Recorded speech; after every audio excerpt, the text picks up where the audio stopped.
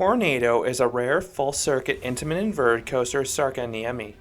This is easily the best roller coaster at this Finnish park in my opinion, with its 5 inversions and unique layout.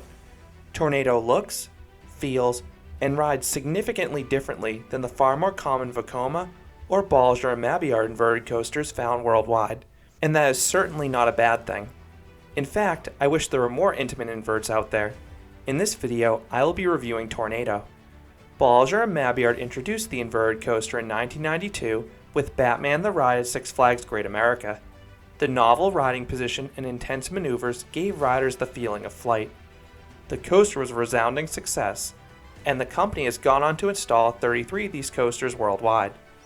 Vekoma saw the demand for inverted coasters too, so they quickly unveiled their own version in the Suspended Looping Coaster, or SLC. This cloned layout was rougher than the models offered by B&M, but it was cheaper. Vekoma found a niche in the market, selling 42 SLCs, and they later adapted the riding position to other models such as the Boomerang. Intamin's experience with inverted coasters started with their collaboration on the European Fair Circuit's Eurostar, but their first individual foray into inverted coasters occurred in 1998. Instead of starting with a conventional lift hill like their counterparts at B&M and Vekoma, Intamin started big, and their first inverted coasters had launches. One was the one-of-a-kind Volcano the Blast coaster at King's Dominion, and another was an impulse coaster at Tokyo Dome City known as Linear Gale. In 1999, Intamin built their first full-circuit inverted coaster with a traditional lift hill in Tornado at Parque de Atracciones de Madrid. This ride had a layout and elements similar to a B&M invert. And then 2 years later in 2001, Intamin built another inverted coaster, also named Tornado, this one going to Sarka Niemi. Yet Intamin saw more success with their impulse coaster, selling 8 of those. They would not sell another full-circuit inverted coaster until Draga Konin in 2017. And that is surprising because the two Tornadoes were priced similarly to the Vekoma SLCs and considered to be far smoother rides. The rareness is just what makes Sarka Niemi's Tornado even more special to me. Not only is it a super uncommon model, but it has a unique setting. The coaster travels past a wooded midway, over some pathways, and underground. The ride's station is located underground, and the ride's fourth inversion also takes place underground, flipping directly over the load platform. It is a really cool visual as you're waiting to ride, and it one-ups GCI's station flyby maneuvers. Although the ride itself doesn't look too appealing. It has a rather bland white and gray paint scheme, and that aforementioned station looks like a barren parking garage. This is a coaster whose elements do the talking over the general aesthetics. Tornado had one of the longest lines of Sarka Niemi when I visited. If the entire indoor queue line is filled, as it was for me, Tornado had roughly a 30-minute wait. And because Tornado is located right next to the main entrance, the line will form immediately after park opening. But the line does move at a consistent pace thanks to 2 train operations and reasonably fast dispatches. Each train seats 24 riders with 2 across seating similar to the Vekoma inverted coasters.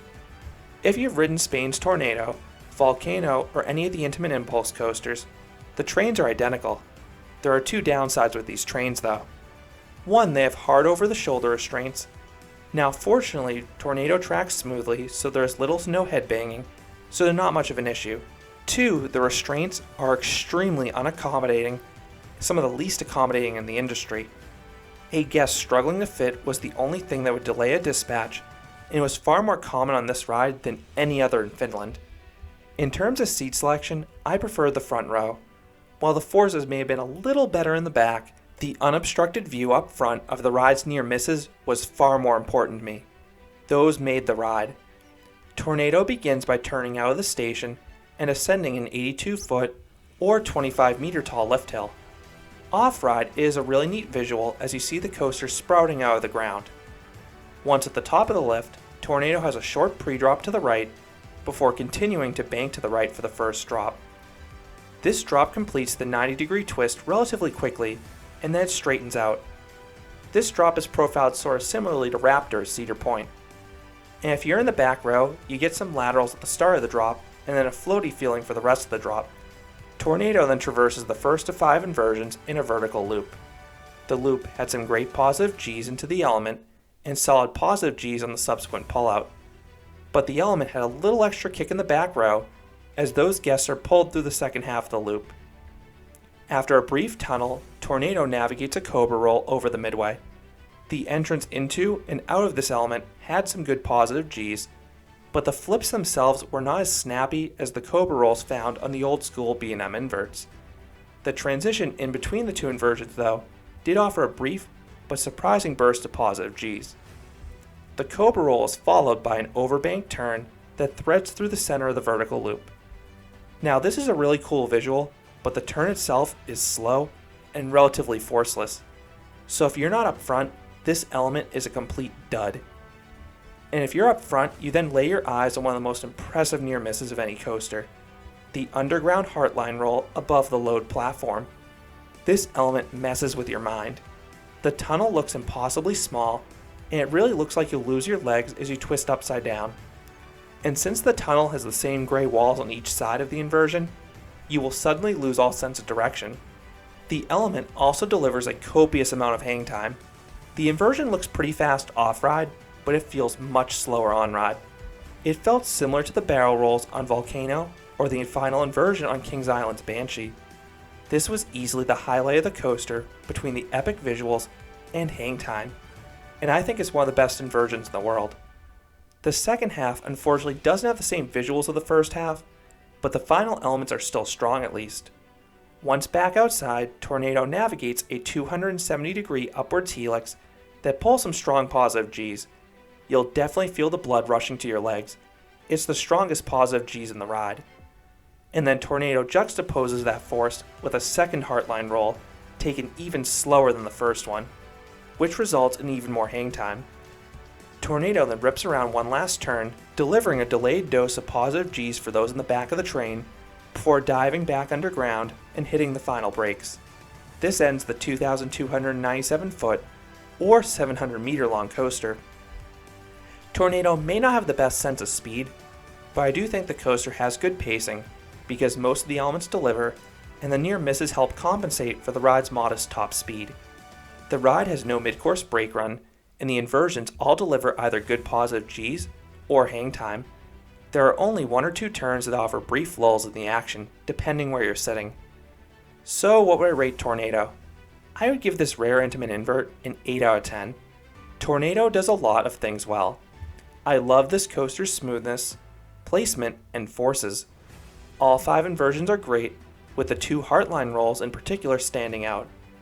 Intamin did a much better job on Sark and Niemi's Tornado than the one at Parque de Atracciones de Madrid, as Sark and Niemi's is smoother and has a faster paced layout. Tornado is easily the best ride Sark and Niemi, and I rank it similarly to B&M's mid-tier inverts. As I said earlier, Tornado does feel a lot different than the B&M inverts, but that isn't a bad thing, and it just gives the ride a unique feel. So those are my thoughts on Tornado, the intimate inverted coaster at Sark and Niemi. Have you been on this coaster? Or have you been on the sister ride Parque de Atracciones de Madrid? What do you think about Tornado's placement or elements? I would love to hear your thoughts about Tornado down in the comments. If you enjoyed this review, I'd appreciate if you gave this video a like, and you considered subscribing, because there'll be a lot more roller coaster and amusement park videos here at Canopy Coaster. Thanks for watching.